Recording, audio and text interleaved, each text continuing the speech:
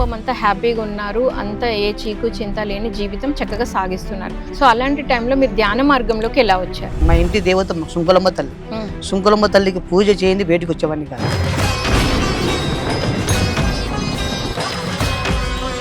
కూర్చొని ధ్యానం చేస్తుంటే నాకు నేను నవ్వుకున్నాను. నీ ఇంట్లో ఏదో కార్యక్రమం జరుగుతుంది, ఆ కార్యక్రమం మంచిది కాదు అని మా సీనియర్ మాస్టర్ ఎల్ఐసి రామకృష్ణ వారు చెప్పడం జరిగింది.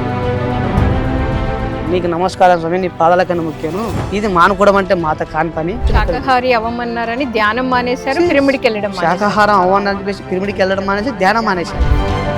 నా స్నేహితుడు ఒక ఆయన పని చేసి ఇద్దరం కలిసి మెలిసిపోతుంటే ఆ స్నేహితుడు వచ్చి నీ తల్లి ఏ రోజన్నా కానీ నీకు కనిపించి నీకేమని చెప్పింది, నువ్వు ఎందుకు నమ్మలేకపోతున్నావు, ఎందుకు నమ్మక సఖ్యం లేదు నీకు, నువ్వు చెయ్యి ధ్యానం, నా తల్లి వస్తా నీ దగ్గరికి.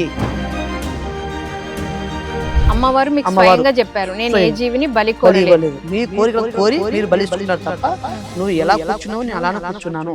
స్పిరిచువల్ జర్నీ ప్రతి గురువారం రాత్రి 8 గంటలకు.